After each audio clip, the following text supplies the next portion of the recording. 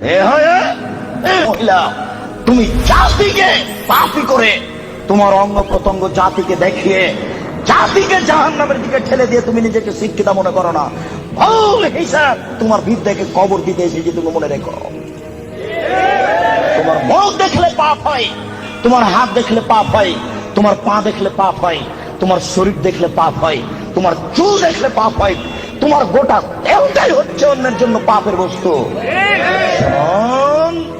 এই ছেলে, তোমার বাপ তোমার বোনকে দিয়ে জাতিকে পাপী করে তোমার বাপ যেন তাহাজ্জুদ পড়ে জান্নাত কিনতে না যায়, বলে গেলাম তোমাকে।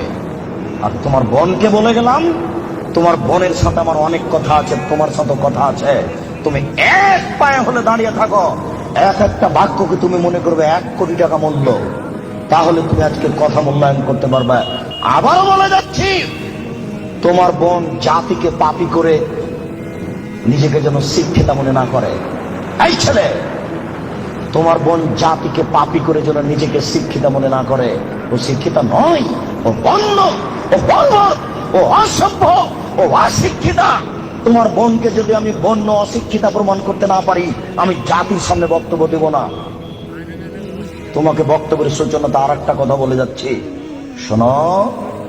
আবু হুরায়রা রাদিয়াল্লাহু তাআলা আনহু বলেন, সিনফান মিন উম্মতি ফিন্নার, আমার উম্মতের 2 শ্রেণীর মানুষ জাহান্নামে যাবে, লা মারাহুমা, আমি তাদের দেখিনি। আবার শোনো সম্মানিত মুরব্বী, একটু দেখুন, আল্লাহ নবী বলছেন আমার 2 শ্রেণীর মানুষ জাহান্নামে যাবে, আমি তাদের দেখিনি। আমার উম্মতের 2 শ্রেণীর মানুষ জাহান্নামে যাবে, আমি তাদের দেখিনি। আমার উম্মতের 2 শ্রেণীর মানুষ জাহান্নামে যাবে, আমি তাদের দেখিনি। তার 1 শ্রেণীর মানুষ তুমি, আর 1 শ্রেণীর মানুষ তোমার বোন। তোমার বাপকে প্রথমে নাকচ করেছি, প্রথমে বলেছি 3 শ্রেণীর মানুষ জান্নাতে যাবে না, মনে আছে কি? 3 শ্রেণীর মানুষ জান্নাতে যাবে না, তার মধ্যে তোমার বাপ আছে। এবার তোমাকে নাকচ করছি, তারপরে তোমার বোনকে নাকচ করার পরে আলোচনা করব। শুনুন, রাসূল সাল্লাল্লাহু আলাইহি ওয়াসাল্লাম বলেন, আমার উম্মতের 1 শ্রেণীর মানুষ হবে মাহুম সিয়াতুন, তাদের হাতে থাকবে লাঠি, কাজনাবিল বাকারে, গাভীর লেজের মতো। আমার উম্মতের 1 শ্রেণীর মানুষ হবে, তাদের হাতে থাকবে লাঠি, গাভীর লেজের মতো। গাভীর লেজের মতো মানে একদিক মোটা একদিক চিকন।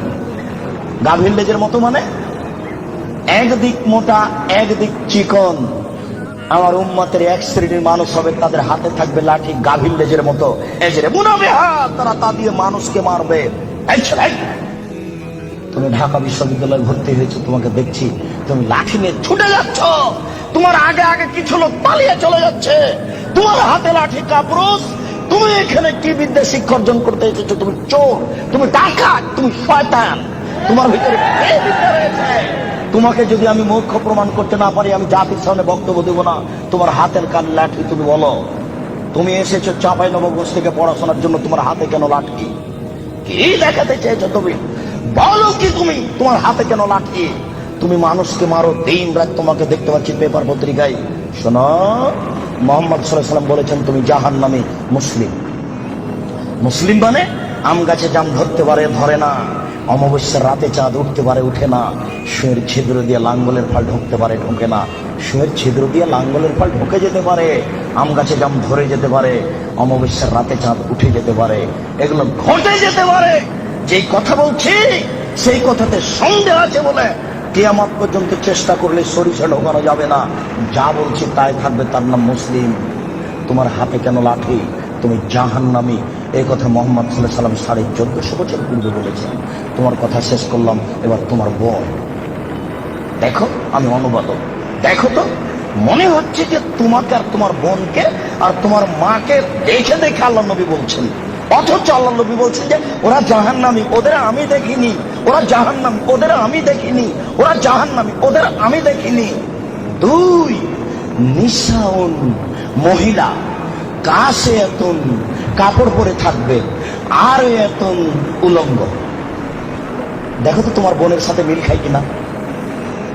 আমি আবার অনুবাদ করি, নিসাউন, মহিলা, কাশে এতন, কাপড় পরে থাকে, আর এতন, উলঙ্গ। কাপড় পরে উলঙ্গ হয়, এ কথা মুহাম্মদ সাল্লাল্লাহু আলাইহি ওয়াসাল্লাম বলছেন। তুমি এখন বুঝো সেটা কেমন। তুমি দেখতে পাও না, একটু আগে সূচনাতে বললাম, তোমার বোনের গেঞ্জি জাতীয় পায়জামাটা তুমি দেখো না, তোমার বাপ দেখে না। বাপ বেটা কি লজ্জা বেঁচে খেয়েছ? তোমার বোন কি লজ্জা বেঁচে খেয়েছে? শোনো, তাহাজ্জুদের নাম ঈমান নয়। শোনো, হজের নাম ঈমান নয়, লজ্জার নাম ঈমান। আল্লাহ রাসূল বলছেন, আল হায়া মিনাল ঈমান ওয়াল ঈমান ফিল জান্নাহ। লজ্জাই হচ্ছে ঈমান, ঈমানই হচ্ছে জান্নাত। লজ্জাই হচ্ছে ঈমান, ঈমানই হচ্ছে জান্নাত। লজ্জাই হচ্ছে ঈমান, ঈমানই হচ্ছে জান্নাত। লজ্জা নেই যার, ঈমান নেই তার। লজ্জা নেই যার, ঈমান নেই তার। ঈমান নেই যার, জান্নাত নেই তার। ঈমান নেই যার, জান্নাত নেই তার। ঈমান নেই যার, জান্নাত নেই তার। লজ্জা নেই যার, ঈমান নেই তার। আমি অনুবাদক। 1450 বছর পূর্বে মুহাম্মদ সাল্লাল্লাহু আলাইহি ওয়াসাল্লাম কথা বলেছেন।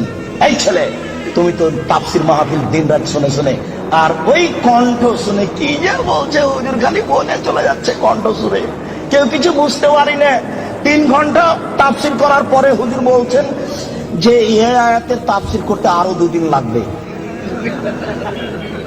তারপরে বাড়ি যাওয়ার সময় সবাই বলছে, বাপের বেটা আছে, বলতে পারে, বললো কি বললো জি, সেই তো কি যে বললো।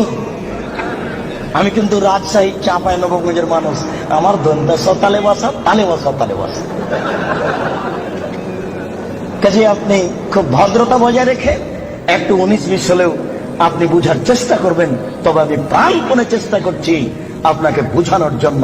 আমি আপনার কিছু না কিছু উপকার করবই করবো ইনশাআল্লাহ। আপনি খালি একটু ধৈর্য ধারণ করুন।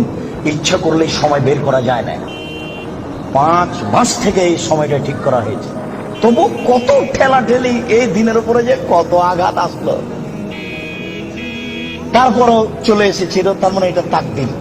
একটু মূল্যায়ন করেন, কাজ তো আপনার অনেক আছে। এই ছেলে, ওই যে 5 তলা বাড়িতে, ওই যে ওরা স্বামী স্ত্রী এখন পতিতালয়ের মেয়েকে নিয়ে বসে আছে টিভিতে, তো তুমি আর আমি ঠেকাতে পারছি? কি ঠেকানোর আছে? তুমিও যাও, যা বসে থাকো, কিছু করার নেই। এসেছো, একটু ধৈর্য ধারণ করো। গল্প করবো না, নড়াচড়া করবো না, দোকান বন্ধ করো। ইচ্ছা করলে সময় বের করা যায় না। একটু ধৈর্য ধারণ করো, জীবনে কিছু করার চেষ্টা করো। তুমি মানুষ, বিচারের মাঠে পশুর বিচার হবে না। আব্দুর রাজ্জাক সাহেব বলেছেন, মানুষের তো বিচার হবে হবে, পশু প্রাণীরও বিচার হবে। পশু প্রাণীর বিচার মানে ওখানেই শেষ। একটা সিংওয়ালা ছাগল যদি একটা অসিংওয়ালা ছাগলকে গুতা মেরে থাকে, তা আল্লাহ রাসূল বলছেন, আল্লাহ তাআলা অসিংওয়ালা ছাগলকে সিং দিয়ে বলবেন, এই সে ছাগল, তোমার সিং দিয়ে দিয়েছি, তুমি এখন গুতা মেরে না। তারপরে বিচার শেষ। তার জাহান্নাম জান্নাত নেই। মানুষের জাহান্নাম জান্নাত আছে। একটু ধৈর্য ধারণ করুন, বোকামির পরিচয় দিয়েন না। ইচ্ছা করলেই সময় বের করা যায় না। আপনি কথাকে মূল্যায়ন করুন। এই ছেলে, কথা শেষ করছি, অংশে তুমি শোনো। তুমি জাহান্নামী, এ কথা আল্লাহর নবী বলেছেন। তোমার হাতে লাঠি, গাভীর লেজের মতো তুমি মানুষকে মারো। তোমার বোন জাহান্নামী। তোমার বোনকে আল্লাহ নবী বলছেন নিসাউন, মহিলা, কাসিয়াতুন, কাপড় পরে থাকে, আরিয়াতুন, উলঙ্গ, মুমিলহাতুন, ওরা পুরুষকে নিজের দিকে আকৃষ্ট করে। ওই যে দেখো তোমার বোন এখনো ওই যে যাচ্ছে, ঠোঁটে লিপস্টিক দিয়ে আছে।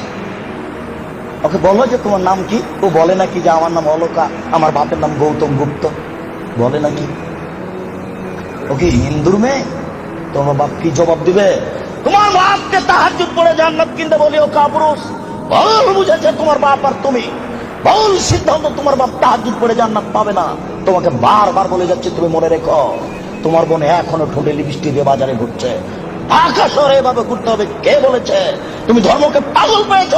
তোমার বাপের তাহাজ্জুদকে তুমি তুলে রাখো, তোমার মায়ের কোরআন তেলাওয়াতকে তুলে রাখো, তোমার বোনের বিদ্যাকে কবর দিতে এসেছি, তুমি মনে রেখো। শোনো, তোমার বোন মানুষকে নিজের দিকে আকৃষ্ট করে। মাইলাতুন, সে নিজেও পুরুষের দিকে আকৃষ্ট হয়। বাড়িতে ছিল ভালোই ছিল, বাজারে বের হয়েছে বিকাল 3টায়, রাত 9টায় যাবে। হাঁটার সময় কেন জানি কেমন কেমন করে, কেন জানি আনছান আনছান করে। একবার ডান দিকে যায়, একবার বাম দিকে যায়, একবার মাথার চুল নাড়ে, একবার হাত হিলাই, কেন জানি কেমন কেমন করে, কেন জানি আনছান আনছান করে। আল্লাহ নবী বলছেন ও নিজে পুরুষের দিকে আকৃষ্ট হয়েছে। লায়াত খোলা জান্নাত, ও জান্নাতে যাবে না, ও জান্নাতে যাবে না, ও তো জান্নাতে যাবে না, যাবেই না। ওলা ইয়াজিদ না রিহা, সে জান্নাতের গন্ধ পাবে না। হাই না রিহা তুজাদু মিন মাসিরাতি কাদা ওয়া কাদা, এই জান্নাতের গন্ধ পাওয়া যায় 1 বছরের দূরত্ব পথ থেকে। এটা জান্নাত। এখানে একটা দ্রুতগামী ঘোড়া দৌড়াতে আরম্ভ করেছে। 1 বছর দৌড়িয়ে যত পথ যাবে, ওই পথের মাথাতে যদি কেউ দাঁড়াই, তাহলে ও জান্নাতের গন্ধ পাবে। তোমার বোন জান্নাতে তো যাবে না, যাবে না, জান্নাতের গন্ধ পাবে না। বলে রাখলাম